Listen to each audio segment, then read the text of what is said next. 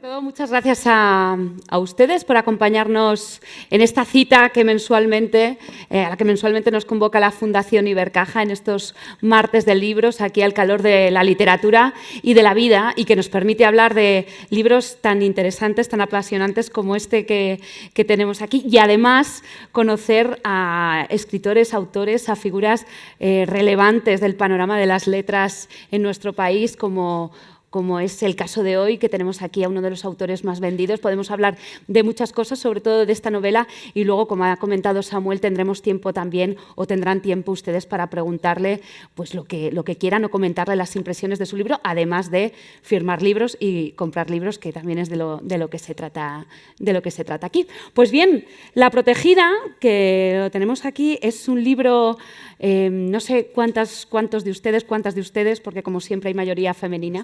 Esto es muy importante, muy importante que sepamos cuánta gente lo ha leído. Lo habrán leído, efectivamente. Si no, vamos a empezar a hacer spoilers y va a ser fatal esto. Entonces, o sea, si veis que en algún momento hablamos demasiado, empezar a hacer gestos, nos hacéis así, que paremos y hablamos y no desvelamos nada. No, por si acaso no vamos a ser prudentes, no vamos a hacer destripes o spoilers, pero bueno, simplemente para quien lo haya leído ya lo sabe, que es una novela apasionante, que tiene más de 600 páginas, que es un buen tocho de estos, así como las novelas decimonónicas, que te atrapa de principio a fin, que está situada en un contexto muy específico, muy interesante, un contexto histórico, en la Barcelona de finales del siglo XIX, en plena revolución industrial, segunda revolución industrial, la pujanza de la burguesía, una ciudad que late ya con muchos acentos distintos, hay lucha de clases,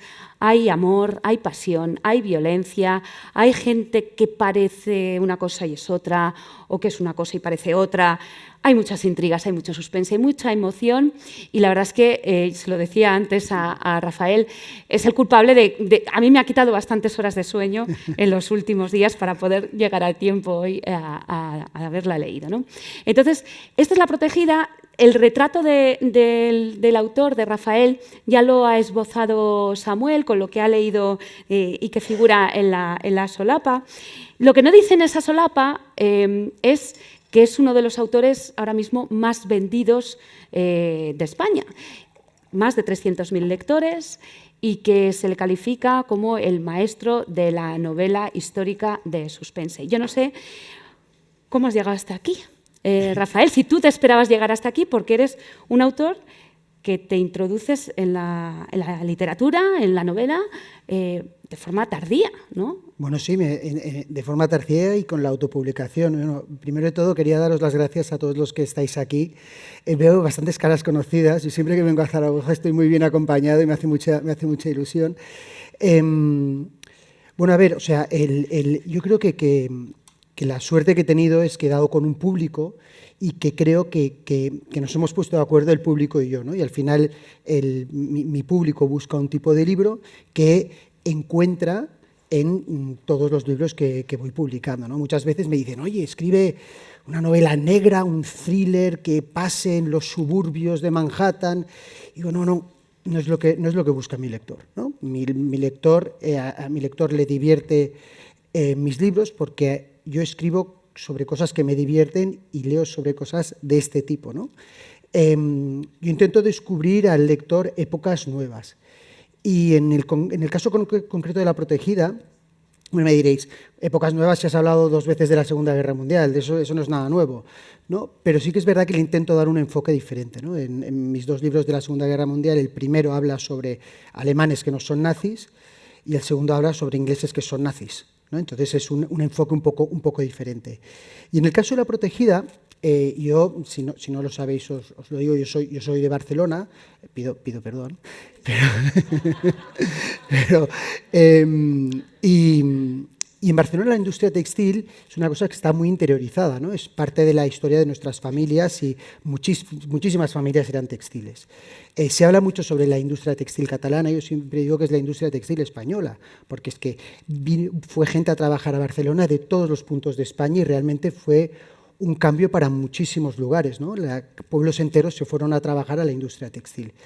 Y entonces esta industria que yo tengo tan interiorizada y tantos amigos y gente conocida mía de Barcelona conoce muy bien, empecé a hablar con mis amigos de otras partes de España y muchos no la conocían mucho. Entonces, por ejemplo, la idea de una colonia textil, ¿no? Un pueblo textil en el que se hace todo allí, casi nadie sabía de ello. Y en Barcelona había 77 colonias textiles, ¿no? Y es una cosa muy, muy típica. Había 350.000 personas trabajando en colonias textiles. Entonces, una cosa tan grande sorprende mucho que haya gente tan cerca de ti que no lo conozca, ¿no? Y entonces, de allí empezar a escribir sobre este tema, ¿no? Y ahora me preguntaban, oye, pero que aportas cosas personales tuyas en este libro. Y yo siempre digo que hay una parte de la documentación que la aportas mucho mejor si la puedes traer de tu experiencia o tu legado familiar, de las cosas que te han contado como más cara a cara, ¿no? Creo que todos mis libros esto lo tienen, ¿no? En el primer libro, El heredero, que estaba ambientado en la Guerra Civil Española, al final había muchas anécdotas de gente que me había explicado cosas que les habían pasado, ¿no? Mis abuelos, los abuelos de otros amigos míos, etc.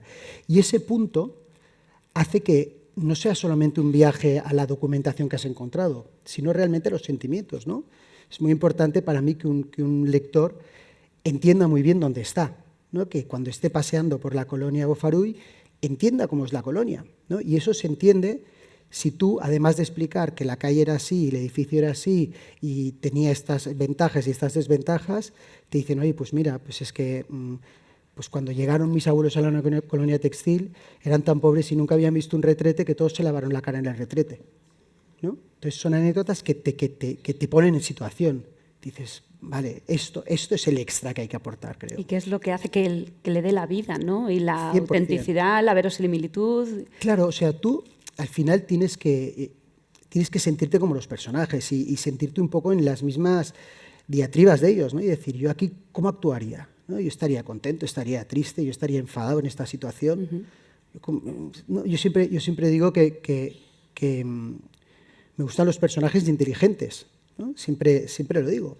Me da mucha rabia cuando veo una película y todo el rato hacen lo contrario que yo haría, ¿no? Aquello, no abras esa puerta, te van a matar tal como la abras, ¿no? O sea, y la abre, ¿no? Hazte el muerto, que así no te pillan y nadie lo hace, ¿no? Entonces, cuando trasladas a un lector a una situación histórica de este tipo, lo divertido es que no lo vea como una cosa muy lejana, que lo vea como una cosa que se asemeja a su vida actual en muchas cosas y que también hubiese tenido que decidir y probablemente hubiese decidido de una manera parecida a la de los protagonistas. Es verdad que son personajes todos muy inteligentes, ahora pensándolo, algunos dan mucha rabia, sí, pero es verdad que todos son muy inteligentes, no a todos les salen bien los planes, pero son todos muy inteligentes. Vamos a enmarcar el argumento del libro sin destripar nada.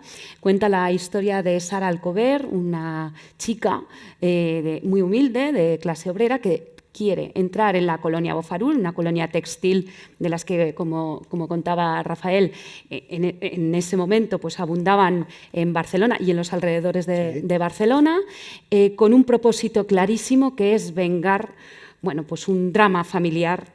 Yo creo que eso se puede contar porque está en la contraportada, ¿no? La muerte de su padre, que ella achaca esa muerte, la culpabilidad a la dueña, a la ama de esa colonia Bofarull, ¿no? Y decide entrar con un propósito clarísimo. Sara es un personaje interesantísimo, con muchísimos matices, y la vida, vamos a decirlo así, le acaba desbaratando esos planes, ¿no? Sí. O sea, Sara,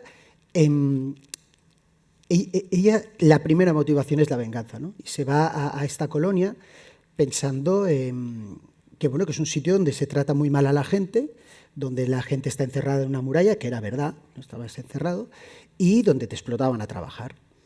Y cuando llega descubre que todo tiene matices, ¿no? Y esto es una cosa que yo fui con periodistas a ver una colonia textil y la sensación que tendríais vosotros es muy parecida. Cuando llegas y dices, ostras, esto está amurallado, está aislado del mundo y pobres, y no salían de aquí, ¿no? Y la realidad es que cuando empezaron a entrar en las casas, empezaron a ver cómo estaba organizado todo, dijeron, hombre, a ver, esto para la época era una maravilla, ¿no? Y a Sara le pasa esto. Sara llega allí y primero descubre su vocación, ¿no? Y su vocación hace que ya la empresa la vea de otra manera. Ella tiene una cosa que se llama tetracromatismo, que no es un superpoder, es una cosa que probablemente muchas mujeres de aquí tengáis y no lo sepáis, y es que veis más colores que otras personas, ¿no? La visión es a través... Si hay un oculista aquí, y lo estoy diciendo mal, por favor que levante la mano, pero es así más o menos. Tú los colores los ves a través de 3 conos de color, y los que tienen tetracromatismo tienen un cono más, y entonces ven más colores. Y entonces Sara, que tiene esta afección de la vista, entra a trabajar en la colonia Bofarull en una época que se está buscando el color en las telas, ¿no? Es la época del modernismo. Y entonces tiene muchísimo talento y lo hace muy bien. Y cuando haces muy bien una cosa, normalmente te gusta. O te gusta porque lo haces muy bien, o lo haces muy bien porque te gusta, ¿no? Y entonces ella, su primer objetivo, que es acabar con la empresa, enseguida se acaba. Es que yo en realidad con esto no quiero acabar, esto lo veo bien organizado, este trabajo está bien, ¿no? Porque además se reconoce su talento. Claro, y luego reconoce el talento incluso en su enemiga, ¿no? Su enemiga es una empresaria que se ha quedado viuda y que en vez de haber vendido la empresa, ha decidido que ella seguía con la empresa, ¿no? Y entonces ha organizado esta colonia, que una colonia textil, para los que no conozcáis un poco el sistema, las colonias textiles empezaron porque al principio las fábricas estaban dentro de las ciudades, ¿no? Y entonces eso generaba muchísimos problemas, problemas de salubridad, pero problemas de revueltas constantes, ¿no? Se contagiaban las revueltas de una fábrica a otra, ¿no? Ahora que tenemos tanta inquietud, a lo mejor con la inteligencia artificial, en ese momento tenían mucha inquietud con los telares nuevos, ¿no? Un telar que hacía el trabajo que ellos hacían mucho más rápido y mucho más barato. Y entonces una de las grandes revueltas que hubo en Barcelona fue se empezaron a quemar las fábricas que tenían telares. Y entonces el gobierno, con mucho criterio, dice, oye, hay que sacar las fábricas de dentro de las ciudades.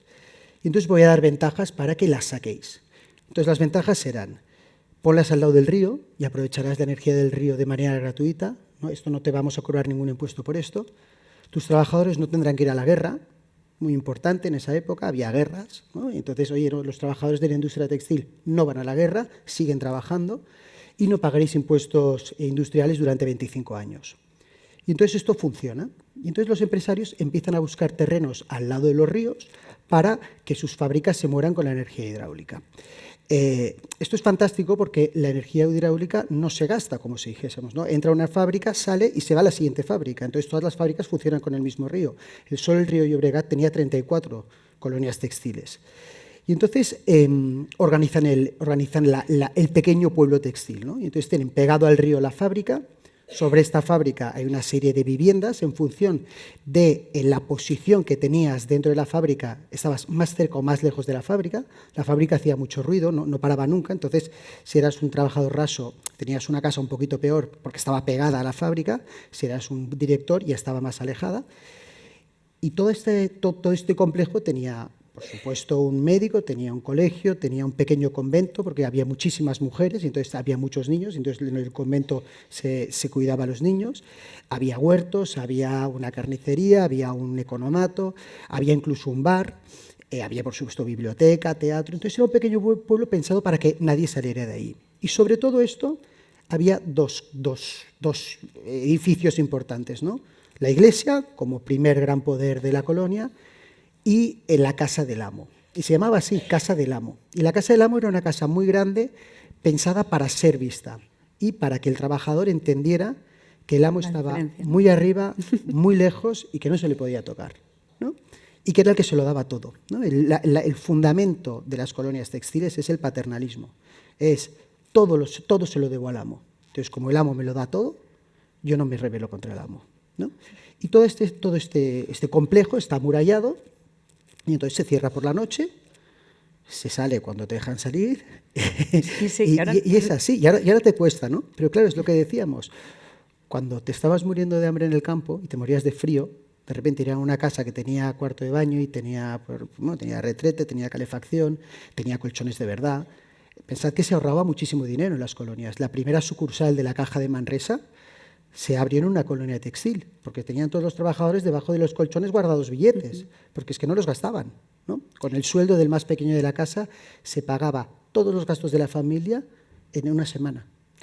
Tú conoces bien esa historia porque Sí. tu familia Sí. tenía una colonia textil. Bueno, mi familia no tenía una colonia textil, mi familia tenía una fábrica Una textil, fábrica. lo que pasa que era una fábrica que se hizo tan grande que prácticamente todo el pueblo, que era anterior a la fábrica, trabajaba en esta fábrica. Entonces tenía muchos componentes de colonia textil, porque tenía colegio, tenía hospital, tenía teatro, tenía muchas cosas, pero colonia textil es cuando la colonia llega antes que el pueblo, ¿no? O sea, la colonia y el pueblo llegan a la vez. En este caso, el pueblo, que es un pueblo que está al lado de Barcelona, que se llama Villanueva, pues en Villanueva esta fábrica creció allí, se hizo muy grande y entonces todo el pueblo trabajaba en esta fábrica, pero no era una colonia como tal. Imagino que con esa historia familiar y contando lo que estás contando, se retrata muy bien en el libro Los 200 de Barcelona, esas familias burguesas, ¿no? Que era con un carácter endogámico Sí. también, ¿no? Una relación entre ellos, y esa clase obrera que además se diferenciaba claramente también arquitectónicamente en las colonias. ¿Cómo te has...? A ver, porque tú vienes de una familia textil, Sí. industrial, que podría pertenecer a esos 200 de Barcelona. ¿Cómo has afrontado el retratar la clase obrera y hacerlo sin ese paternalismo, ni una infantilización, ni un buenismo, ni un intento de, digamos, no sé, de blanquear las cosas, por decirlo de alguna forma, ¿no? Bueno, ¿Cómo lo mira, has afrontado? Mira, yo creo que solamente explicando la realidad del momento ya entiendes que había muchísimas carencias, ¿no? De entrada hablo del trabajo infantil, que era una cosa... Es importantísimo, además. Claro, Es una trama... o sea, totalmente establecido en la industria textil, ¿no? O sea, había niños siempre en las industrias textiles y era una cosa que estaba aceptada, ¿no? Entonces, muchas veces no es tanto retratar a unos como buenos y a otros como malos, sino como hacer la foto y decir, era otra época y esto que ahora parece terrible y nos lo parece a todos, en ese momento no lo era tanto, o sea, a nadie se lo parecía, ¿no? Probablemente a nosotros también nos juzgarán dentro de 100 años y dirán, pues... no sé, cualquier cosa, por cómo te comprabas un móvil de 1.000 euros si había gente que se moría de hambre y te lo comprabas cada 4 años, ¿no? Cosas de estas. Entonces, en ese momento, el trabajo infantil era una cosa muy establecida. Y la idea de los 200, es verdad que es una sociedad muy endogámica y era una sociedad un poco que dominaba Barcelona, ¿no? Entonces, todo lo que se decía en la ciudad lo decidían los 200 y el alcalde era de los 200 y se casaban entre ellos, pero era una sociedad... muy basada en la meritocracia, ¿no? Eran muy, muy nuevos ricos, ¿no? La industria textil, lo que pasa es que empiezan con unos talleres pequeñitos y de repente empieza una revolución que a la industria textil le da una maquinaria muy importante que le permite producir muchísimo más. Y encima, la industria textil española se protege muchísimo, ¿no? Y está focalizada en Barcelona y en Cataluña. Entonces, tienen un mercado muy bueno, totalmente protegido, ¿no? No podían entrar telas de fuera. Esto no solo pasaba en España, pasaba en Inglaterra, pasaba en Francia. La industria textil de cada país se protegía mucho por una industria muy importante y porque hubo un conato de que la industria se fuera abajo. Y es que cuando empezaron a llegar las telas que se llamaban las indianas, eran telas que eran más bonitas, eran más baratas y eran mejores.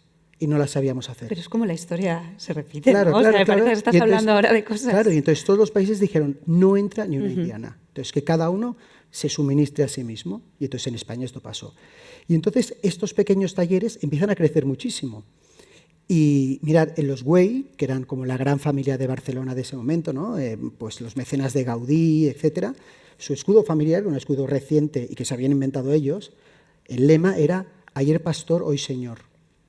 O sea, ni siquiera decían anteayer pastor, ¿eh? Ayer pastor. O sea, que era gente que se sentía orgullosa. Claro, se sentían... burgueses no aristócratas, ¿no? Exacto. Incluso la aristocracia de la ciudad rápidamente detectó que había unos cuantos que iban a hacer ricos, ¿no? Y entonces rápidamente se juntan con ellos, ¿no? Que es una cosa que cuando hablo en el mismo libro se habla mucho de Madrid también, de lo que fueron los palacios de la Castellana, etcétera.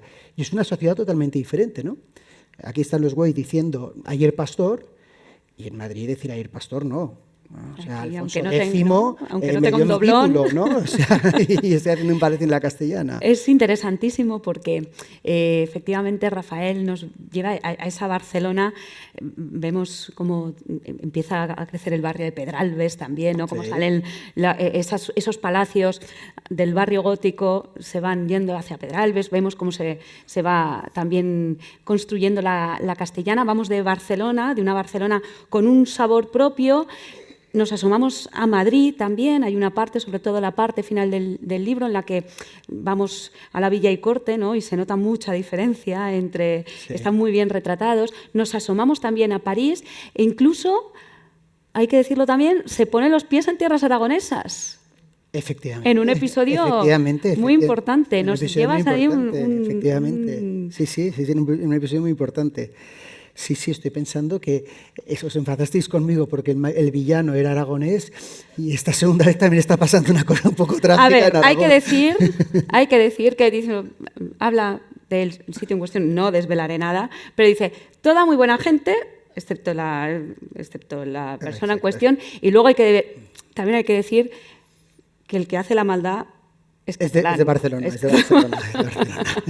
Pero bueno, dicho esto, sí que lo que es muy interesante el retrato, el dibujo que haces de las distintas ciudades entonces, ¿no? Que no tenía que ver la personalidad de Barcelona, de Madrid y de París, ¿no? Incluso. Claro, piensa además que es una época en que ahora estamos muy acostumbrados a las comunicaciones y pues yo hoy he venido después de comer, me iré, cenaré en Madrid, ¿no? Es decir, esta conectividad antes no existía, ¿no? Entonces, realmente tampoco se contagiaba tanto a la gente. Y por eso también las colonias tenían sentido, porque están a 30 kilómetros de Barcelona, pero están totalmente aisladas en ese momento, ¿no? Entonces, nadie sabe muy bien lo que pasa dentro y lo que pasa afuera. Uno de los amos, ¿no? de una colonia que visité, que pululaba por allí, le pregunté sobre el trabajo infantil. Y me decía, ¿sabes lo que pasa? Que es que hacíamos lo que queríamos.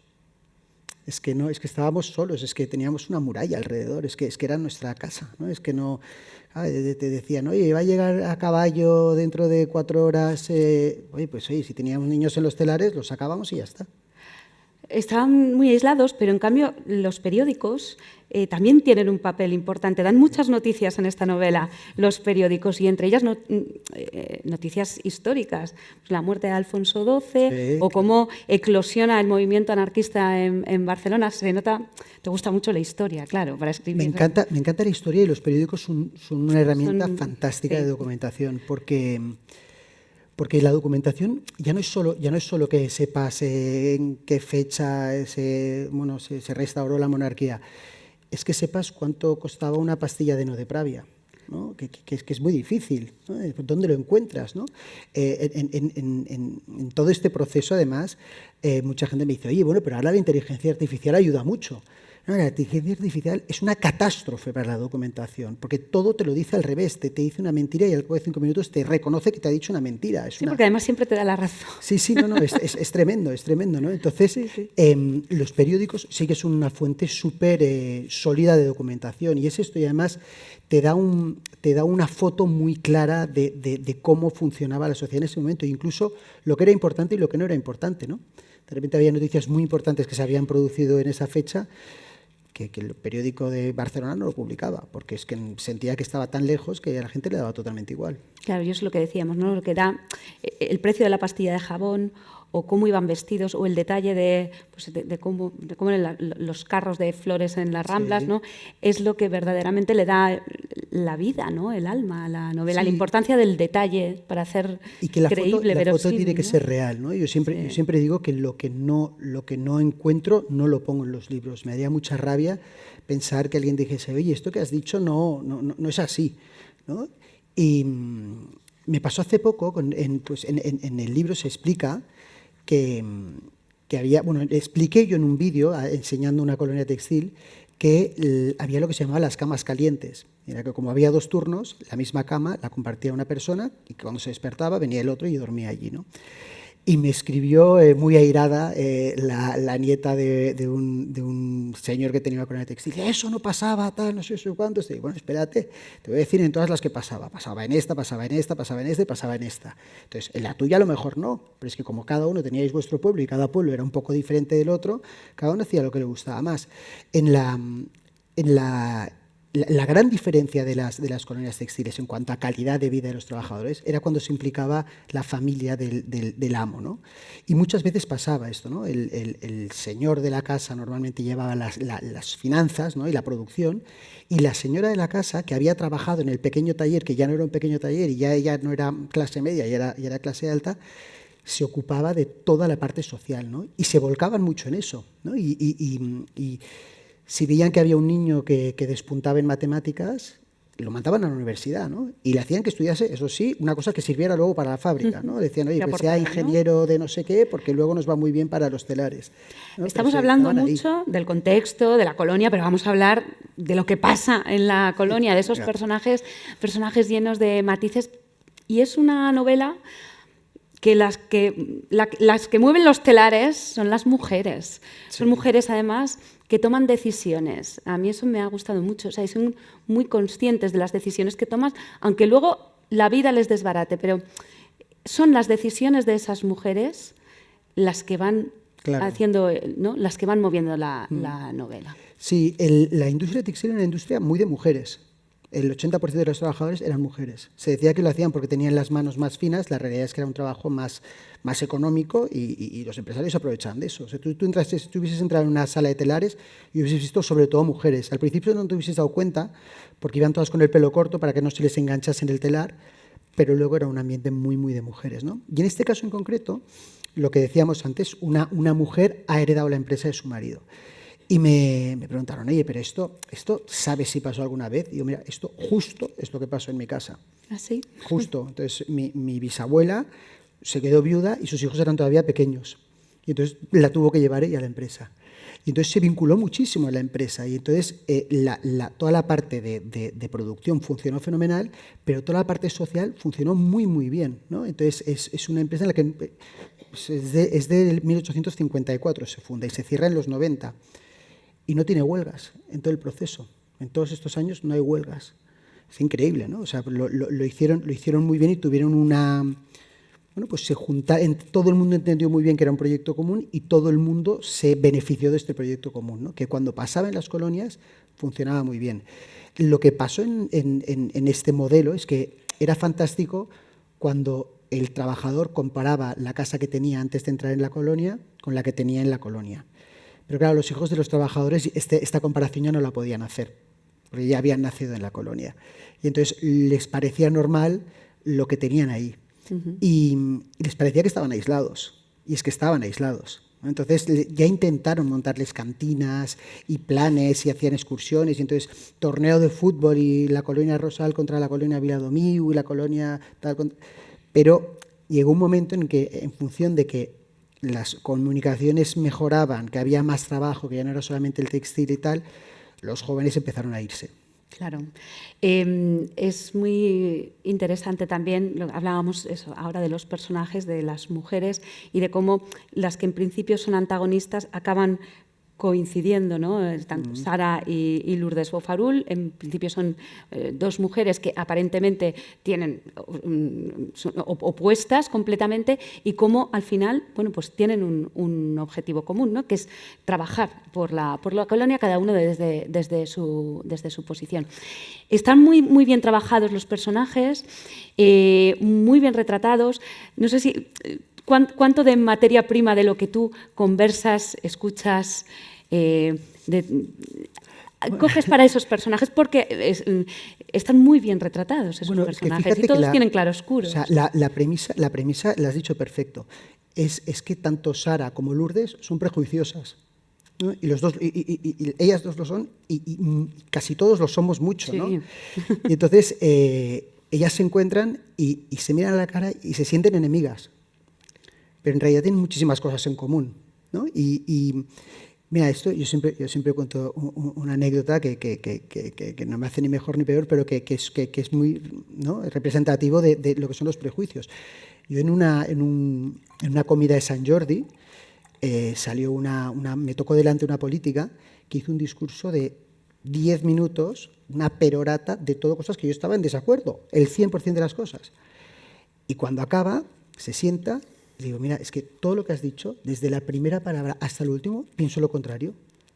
Dice, no me lo puedo creer. Yo, sí. Claro, pues que tú te piensas que yo no existo, por eso lo has dicho tan tranquila, tú te piensas que yo no existo. Y el que había montado el club dice, oye, ¿estáis incómodos?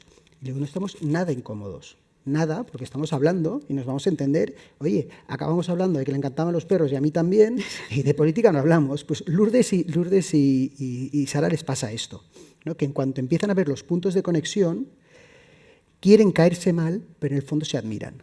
Entonces sí, es un una buen admiración punto, mutua. claro, es un buen punto de partida, ¿no?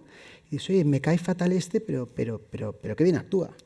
Me cae fatal este, pero qué bien dibuja, ¿no? Me cae fatal Sara, pero cómo diseña de bien. Me cae fatal Lourdes, pero qué bien lleva la empresa, ¿no? Y qué arrestos tiene, porque nadie puede con ella, ¿no? Y no deja que nadie pueda con ella. Entonces, es un... yo siempre digo que mis libros, el mensaje es el que cada uno lo quiere encontrar, ¿no? Que están pensados para que la gente lo pase bien y ya está. Pero esto sí que puede ser un fondo importante, ¿no? Que a lo mejor hay que rascar un poquito más en cada persona para llegar a encontrar un encuentro, ¿no? Para ver cosas en común. Otra de las cosas que aparece en el libro y que parece totalmente actual es lo de las fake news y los bulos. Entonces no había eso, ni inteligencia artificial, claro, ni redes sociales, pero existían también. Bueno, claro, existían y entonces era muy fácil que se transmitiese un bulo dentro de una colonia, ¿no? Uno decía, oye, ¿tú sabes que en la colonia del lado están todos en huelga? Ah, sí, ¿por qué están en huelga? No, porque les van a poner el sistema a la inglesa y a nosotros también nos lo van a poner. Oye, pues nos tenemos que poner en huelga. Y resulta que los otros ni les habían puesto el sistema a la inglesa, que es que trabajas menos personas con más máquinas, ni estaban en huelga, ¿no? Entonces, cuando pasa esto en la colonia de Bufarú y en este libro, lo que hacen es decir, bueno, espérate, vamos a ver todas las colonias que dicen que decís que están en huelga y nos vamos a ir de excursión a todas las colonias porque veréis que ninguna está en huelga, ¿no? Y esto pasaba porque eran sociedades muy pequeñitas, ¿no? y muy centradas en lo mismo. Luego, dentro de lo que es el ambiente rural de España, eran bastante cultivados, porque todos iban al colegio, todos tenían educación, todos estaban mucho más sanos que la gente del campo corriente, ¿no? Porque es que iban al médico, comían bien, etcétera, pero tenían esta cosa un poco aldeana de que el rumor se expande muy rápido y nos lo creemos todos, ¿no? E incluso si hay uno que creemos que no se lo cree, ponemos mucho empeño en que se lo acabe creyendo, ¿no? Entonces, era un poco un arma de doble filo, ¿no? Lo de la casa del amo, lo de tener esta presencia de solidez económica delante de los trabajadores, porque podía funcionar, por un lado, diciendo, nunca llegaré, o diciendo, no, quiero llegar. Quiero llegar y no es justo que este le vaya tan bien y que a mí me vaya así, ¿no? Esto no tendría que estar pasando. Hay un momento en el libro en el que ellos se van, la familia se va a París, y en París es donde vivía Isabel II, la reina nuestra desterrada.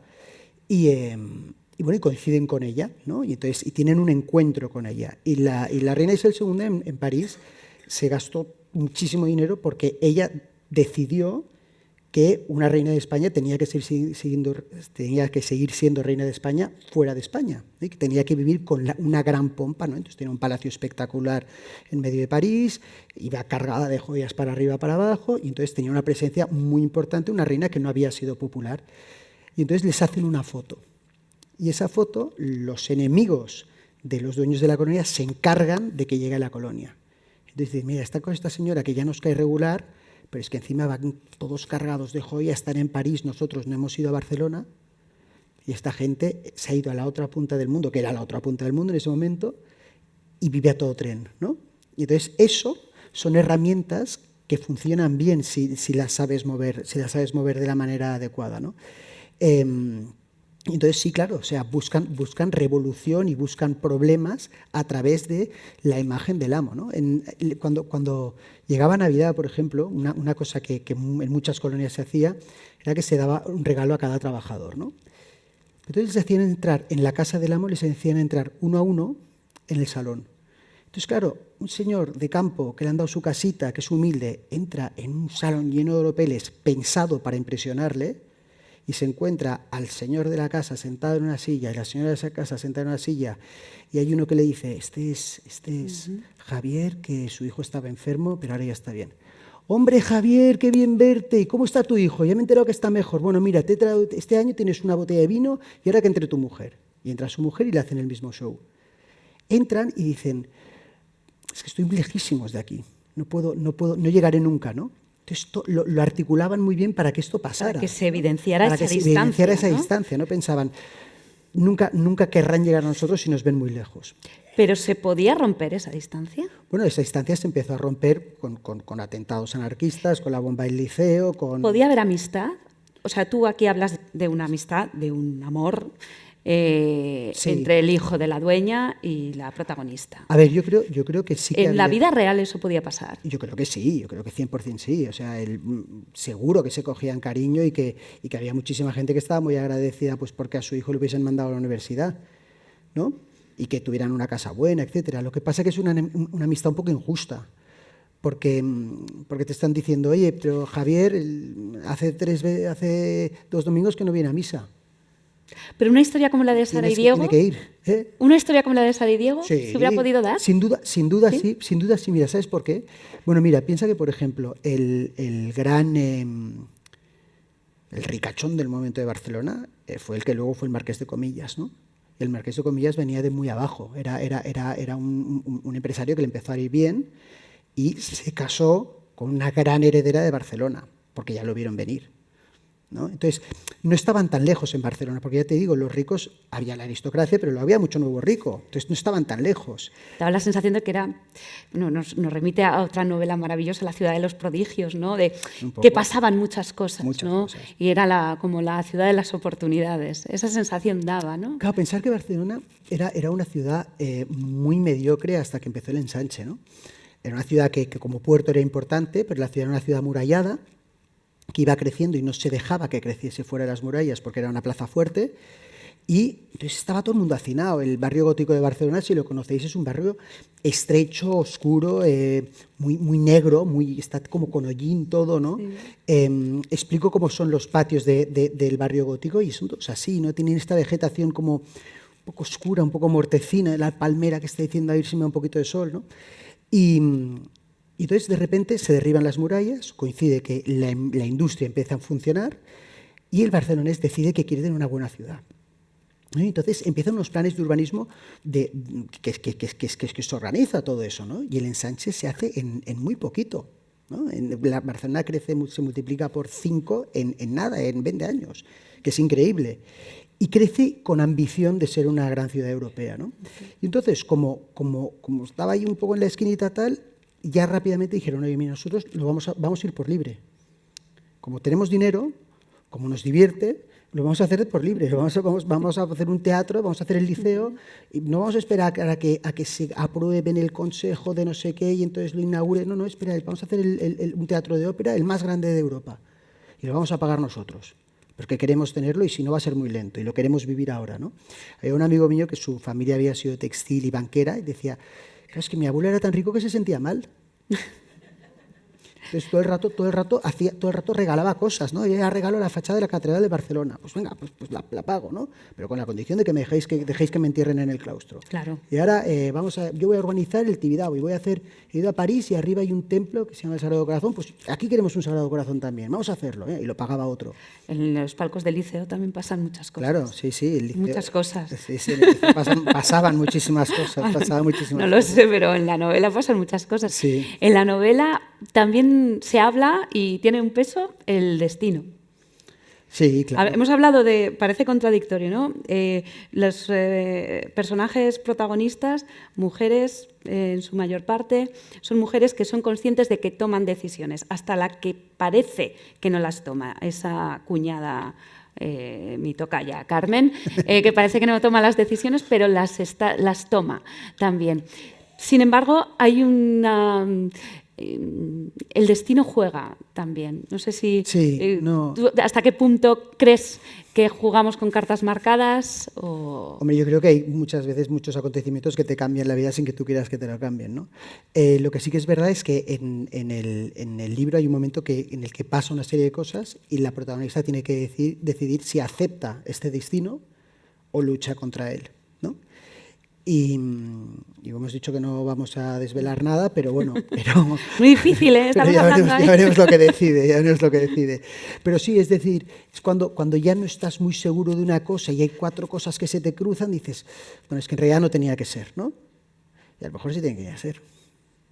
Bueno. Sí, o sea, es realmente tienes a protagonistas que están luchando contra su destino, ¿no? A una empresaria que podría haberse quedado en casa y que decide que no se quiere quedar en casa, que quiere ser empresaria, una chica que decide que su plan de venganza empieza a flaquear, porque es así, ¿no? La vida, tú quieres ir hacia allí, pero de repente hay otro sitio ahí que te gusta más y te vas hacia otro lado. Y ella tiene que estar decidiendo todo el rato, ¿no? Y es muy tozuda. Y dice, bueno, yo es que en realidad he venido para esto. Y tiene un amigo que le dice, ya, pero bueno, pero es que te están pasando muchas cosas buenas. ¿Por qué quieres hacer justo lo malo, no? Por eso lo que decíamos antes, ¿no? Es divertido porque tú mismo te planteas cosas. Dices, yo ¿cómo actuaría? ¿Qué haría en este caso? Sí, constantemente, ¿eh? La novela te interpela y te pone ahí, oye, cuánta maldad. Qué planes tan retorcidos y tan malévolos. Digo, pero esta vez no son ¿de dónde? Digo, este hombre, ¿de dónde saca estas maldades? Bueno, a ver... Y algunas maldades muy técnicas, porque otra cosa que vemos en la novela es que hay mucho detalle muy minucioso de máquinas, de presas... Yo el malo que me molesta más en esta novela en concreto es el malo por omisión. ¿Sabes? El que no hace nada para que no pase lo malo, ¿no? Que es lo que más rabiada, porque ni siquiera es valiente para hacerlo él, ¿no? O ella. Y está allí y entonces va dejando que las cosas pasen y mira un poco para otro lado y hace otra cosa, tal, pero están pasando muchas cosas malas que esta persona podría evitar y no las evita. Entonces este es el malo que me molesta de verdad. Porque el malo, pues mira, por lo menos tiene las narices de decir, bueno, a lo mejor me enganchan, a lo mejor me pegan un tiro, a lo mejor me meten en la cárcel. Pero el malo blando que está así diciendo, bueno, que lo haga el otro, pero que lo haga, por favor, ¿no? Este es el complicado. ¿Estás escribiendo ya la 6ª novela? Estoy escribiendo la 6ª novela. Eso había leído por ahí. No te voy a preguntar de qué va a ir ni nada, pero sí que te voy a preguntar qué es lo que te lleva a ti a escribir sobre un tema o una época concreta. Es decir, qué es lo que te inspira, te excita para escribir sobre un tema concreto o una época concreta. Y si primero piensas en la historia o primero piensas en la época, puesto que estamos hablando de una ficción histórica, si primero piensas en el marco y luego ubicas ahí a los personajes, o es al revés, tienes una historia y la buscas... Mira, yo el otro día reflexionándolo, yo creo que tengo 2 líneas. Tengo una línea en la que un acontecimiento histórico mueve a todos los personajes y otra línea en la que un escenario y un tiempo es lo que hace que el personaje esté allí y mueva el tiempo a su alrededor, ¿no? En una cosa prima más el personaje y está haciendo cosas alrededor, tipo el Valle de los Arcángeles, tipo el Valle de los Arcángeles, tipo La Protegida, y otros son, oye, pues en el entorno del desembarco de Normandía, unos protagonistas que este acontecimiento, y entonces sabes un poco lo que va a ir pasando, ¿no? Y vas pegando a tu protagonista a estos acontecimientos históricos. Entonces, yo depende, o sea, muchas veces en el caso de las colonias textiles, a mí me enamoró el sitio, la localización, ¿no? En el Valle de los Arcángeles me enamoró el sitio, es decir, un valle azucarero en Cuba, qué bonito, qué esplendor, qué exuberante todo, ¿no? Que entonces allí meto a mi personaje. En otro es un acontecimiento que dices, oye, qué increíble que pues el desembarco de Normandía, una parte muy, muy importante del engaño que se hizo a los alemanes, lo hiciera un español, ¿no? Y que no hablamos nunca de él, ¿no? Entonces, eso ya es un detonante de una historia. Para mí la clave es que sea un punto que a mí me divierta mucho y que crea que mi lector va a sumergirse en eso. Entonces, yo, por ejemplo, creo que nunca escribiré sobre la prehistoria, ¿no? O sea, no me veo emocionándome con las cuevas de Altamira, o sea, que son preciosas, tus lectores seguro, tampoco te ven, pero no me veo pintando ¿no? bisontes en las paredes. Yendo en busca del fuego, ¿no? ¿Sabes? No, yendo en busca del fuego con taparrabos, no lo veo, ¿no? Entonces, yo creo que tienen que ser... Sorprenderías mucho. Sí, pero bueno, luego uno de mis autores favoritos es Ken Follett y acaba de hacer un libro sobre Stonehenge, ¿no? Que es este círculo de... No sé si alguno lo habéis leído. A mí me ha dado pereza por el tema y él es uno de mis autores favoritos. Pero hay maestros que seguro que lo hacen estupendamente. Yo ya te digo, me tiene que apasionar mucho a mí la época y tiene que tener un poco de... Yo creo que incluso en las épocas más oscuras puede haber brillo, ¿no? Un poco. Entonces, el viaje del lector tiene que ir de la oscuridad al brillo y del brillo a la oscuridad. Tiene que ser, es una melodía un poco con altos y bajos, ¿no? No puede ser que sea todo el rato todo una desgracia y que todo sea feo y que todos sean pobres y que, ¿no? Cruz Sánchez de Lara, que no sé si la habéis tenido por aquí, pero si no, os invito a que la invitéis. Me decía una vez, mira, Rafa, yo, como es gratis, mis protagonistas van a hoteles buenos y van en coches buenos. Dice, si tienen que ir a París, van al Hotel de Crillon y van en un Rolls Royce, porque como es la única manera, como esto no cuesta dinero, pues ¿para qué van a ir con un Seat Panda? ¿No? Es tontería. Y creo que es bonito también acercar esto, que no es accesible a mí desde luego, ¿no? Y a muchísima gente tampoco, al lector, ¿no? Decir, oye, pues mira, este sitio es de esta manera y mira qué bonito, oye. Y poder, siempre digo que el libro es fantástico porque es un viaje en el tiempo, en el espacio, puedes ir a sitios que ya no están, ¿no? Que te documentas bien y los recreas bien. Y por eso es un entretenimiento sin igual, yo creo, ¿no? Porque es imbatible, ¿no? Es imbatible, gracias a Dios, sí. Gracias a Dios. ¿Y seguimos creyendo en el libro físico? Sí, seguimos creyendo en el libro físico. Es tocho, ¿eh? Para viajar con él. Sí. Yo vendo muchísimos audiolibros y estoy a decir, ¿por qué venderé tantos audiolibros? Y digo, no, claro, es que mis libros pesan mucho. Es que pesan mucho, ocupan la gente mucho. Prefiere escucharlos. Y ahora con las restricciones, además, en los aviones, es que con esto te... Sí, pero también es divertido. Una novela que se alarga si la disfrutas, ¿no? Muchas veces dicen, no va a haber segunda parte, y pienso, pues de alguno me encantaría, porque me da pena perderme algunos personajes. Es decir, nunca más volveremos a hablar de la duquesa Ríos Grandes, nunca más sabremos de Inés García Nieto, que es tan divertida. Ay, ¿no? Sí, es divertidísima, es un personaje. Pues mira, Inés García Nieto es un personaje medio real. Es que hay muchos secundarios maravillosos. Sí. Es una señora de Barcelona que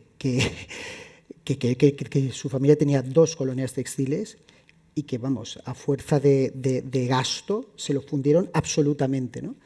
Y era una señora que nunca perdió su sentido del humor y era muy graciosa porque se murió hace nada, hace mucho. Decía, no, yo no he trabajado nunca en toda mi vida, yo solo he gastado. Matilde, sí, yo lo siento, yo solo he gastado, ha sido un desastre, lo reconozco. Pero era tan guapo. Solo he gastado. Pero era tan guapo. Sí, digo, gracias a Dios, pues solo he gastado. Y dices, no, te lo has gastado todo, ¿eh? Te lo has gastado una vida, no te has dejado nada. Hace poco ella se murió y entonces me pidieron sus nietos, ayúdanos a deshacer su casa, tal. Y tenía casi todo sin estrenar. O sea, vajillas enteras que no habían sacado de la caja. Los zapatos se los compraba de 3 en 3 para que no se los gastase, para que no se les gastase la suela. Entonces dices, pero esta señora se volvió realmente loca, ¿no? Loca, pero decir, sí. Con absolutamente todos los vicios, le encantaba el casino, le encantaba beber, le encantaba todo, ¿no? Entonces es una Inés García total. Sí. Yo la última vez que comí con ella, le habían prohibido que bebiera tanto. Y entonces tenía un señor ahí que le ponía las copas y decía, a ver, por favor, me la pone, y decía, más, aquí. Entonces cuando estaba a punto de derramarse decía, pare. Decía, por favor, una copa al final ha sido, ¿no?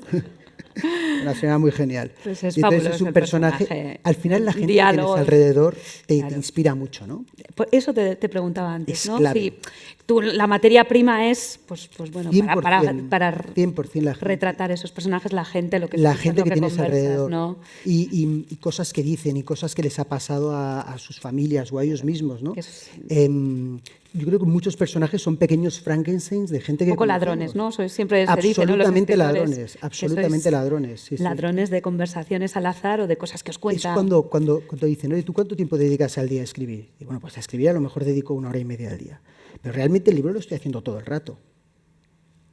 Estoy todo el rato abierto a anécdotas nuevas que me contáis. Es un peligro ser amigo de un escritor, entonces. No sabes cuándo te vas a ver. Va a haber alguien que se sienta identificado, puede pasar. Como escritor que tienes, ahora has dicho, escribo 1 hora y media al día, no sé si eres de los metódicos, de los anárquicos, silencio, música... Pero aquí hay alguna que ha venido a otras conferencias que lo sabe. Yo soy escritor brújula, claramente, que es el escritor que sabe cómo empieza y cómo acaba, pero por en medio se va... La documentación es lo que hace que se mueva, ¿no? Lo que hace que la trama se avance. Y yo creo que En mi caso, funciona mejor que un escritor mapa, que es el que tiene todos los capítulos diseñados antes de ponerse a escribir y los escribe pues, con mucho método, diciendo, el capítulo 1, tal se enamora de tal se divorcia de tal hace no sé qué, tal, el otro se casa y el otro se Te van muere. sorprendiendo también los personajes. Claro, porque de repente hay personajes... yo siempre digo que yo cuando lo oía en otros autores decía que cursilada no lo diré nunca, pero luego lo digo todo el rato, que es que los personajes cobran vida. Y es verdad. O sea, tú muchas veces dices, este personaje es fantástico y tiene que aguantar un poco más, y entonces no lo voy a matar y pensaba matarlo, ¿no? En mi primer libro tengo un personaje que odio, que todo el rato pienso, ¿pero por qué lo metí? ¿No? Es una señora que no hace nada, que está todo el rato llorando, que es aburrida, y le cogí una manía y al final dije, mira, es que ya no hablo más de ella, da igual, que se queda aquí y ya se ha acabado. Y en teoría tenía que llegar hasta el final del libro, ¿no? Entonces, esto que tu experiencia como escritor te la proporciona cuando escribes, ¿no? Estas manías y estos cariños y tal, al lector también le pasa normalmente. Entonces, en el fondo, estás dando más vida a los personajes que a él le van a interesar, que son los que te interesan a ti también.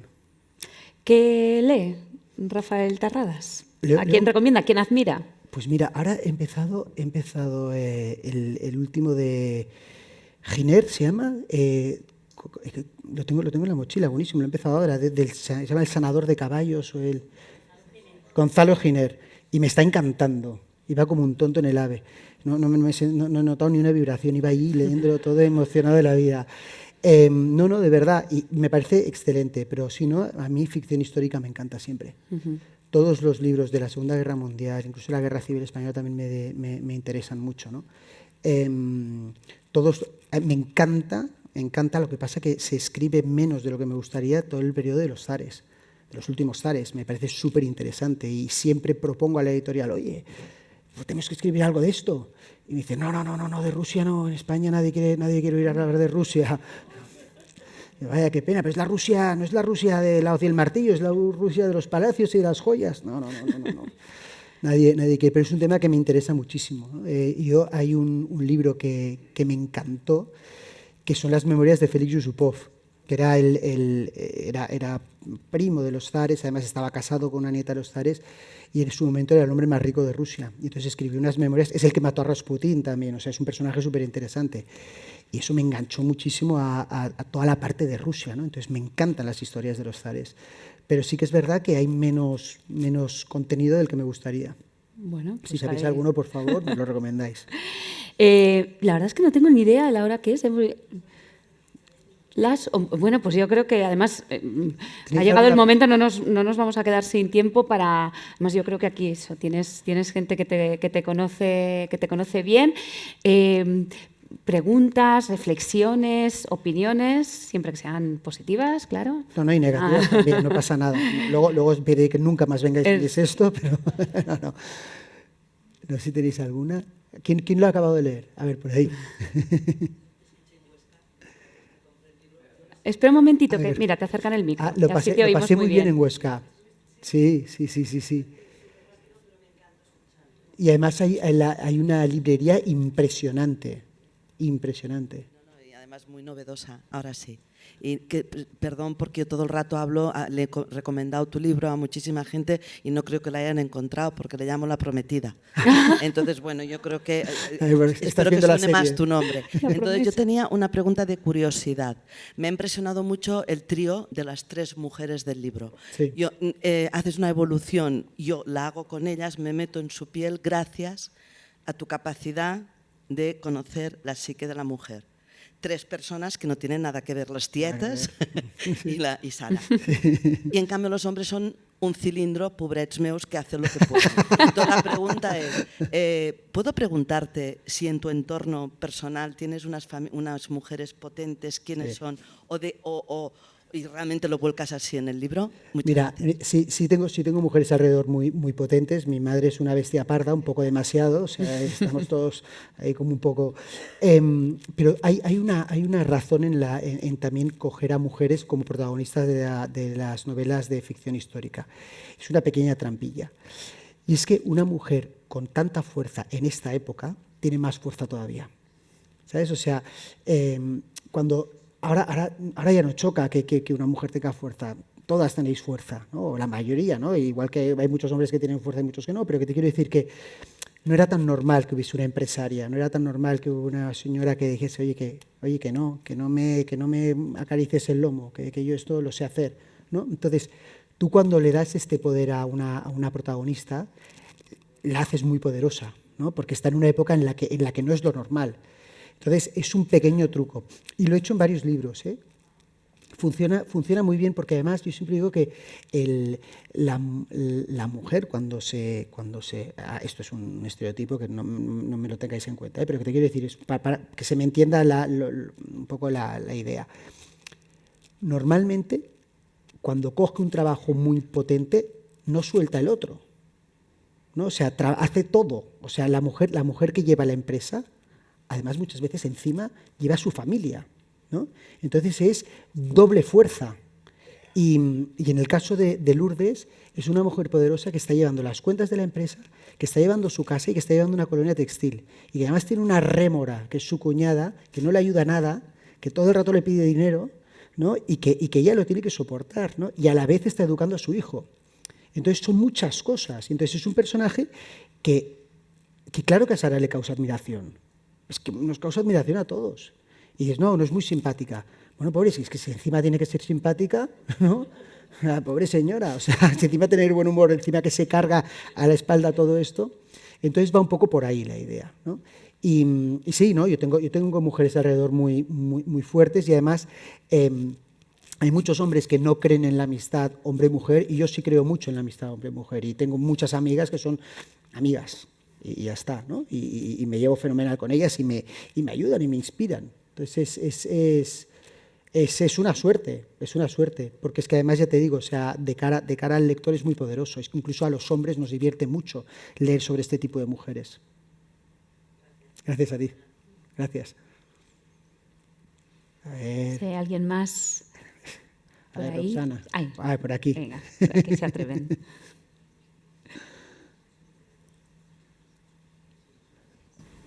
Bueno, bienvenido otra vez a Zaragoza.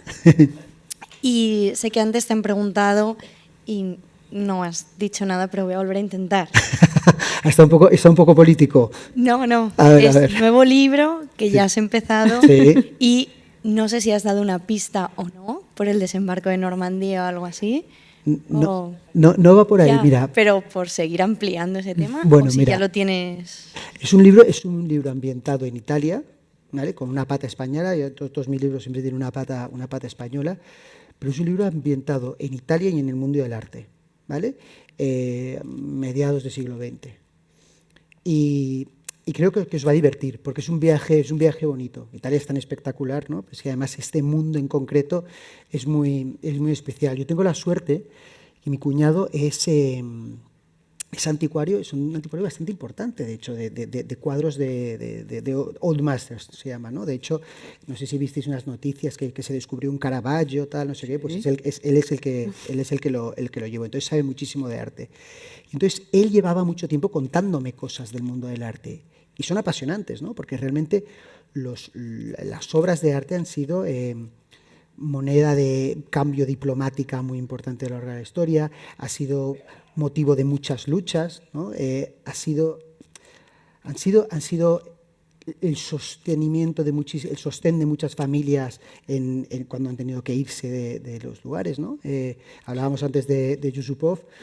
Pues Yusupov, cuando ya están en Crimea y están echando a todos los rusos porque se ha perdido la guerra y se tienen que ir todos, vuelve a San Petersburgo a recuperar un Rembrandt que es de lo que vive fuera en el exilio, ¿no? Entonces, todas estas cosas tan interesantes en una cosa que parece tan frágil, ¿no? Me parece súper interesante, ¿no? El valor que se le ha dado desde hace muchísimo tiempo al arte. Además, justo en el Mediterráneo hemos sido los ingleses venían aquí a buscar el arte, ¿no?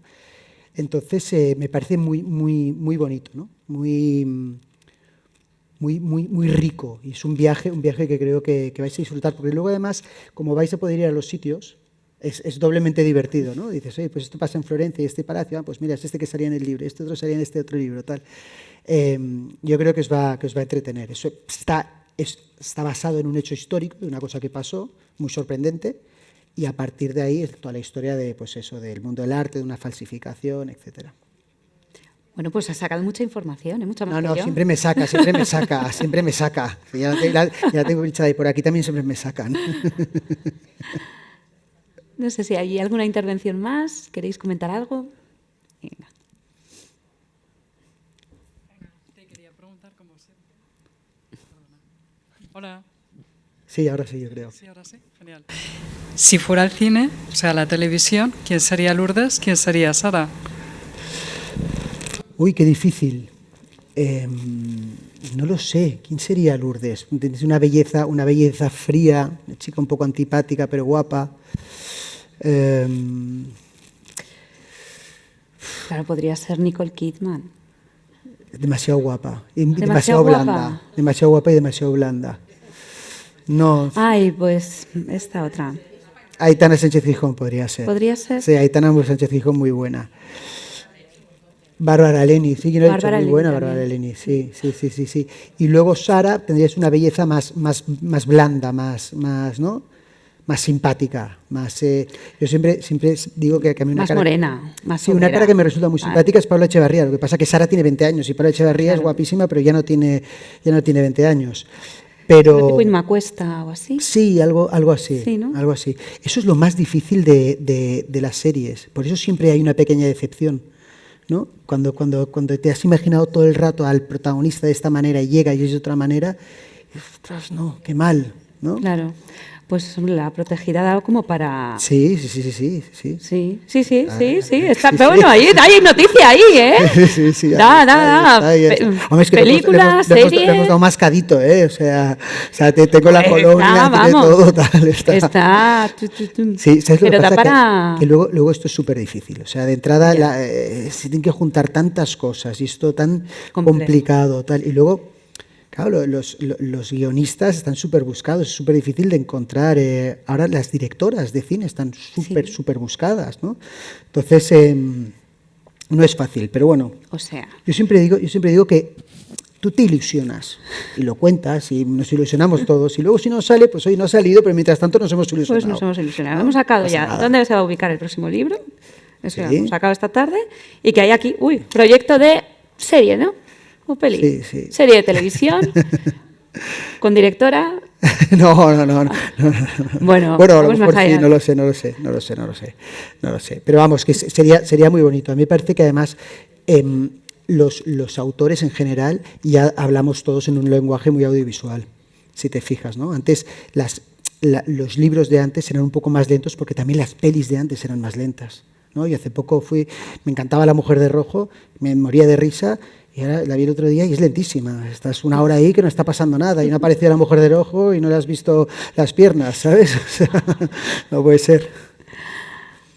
Más cosas que queráis preguntar, que queráis comentar. Nadie se ha quedado con ningún... A ver, ahí tenemos a un señor.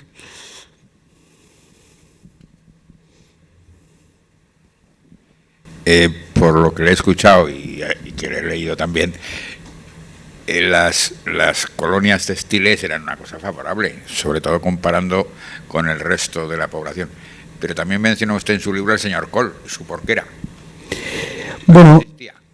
sí, o sea, ¿cómo era la colonia del señor Coy? Quiere decir. De Col, de La Cole se Porquera. llamaba La Porquera. Ah, de la porquera. Si sí. existía algo claro. similar. El tema es que el trabajo infantil se regula por primera vez en 1873.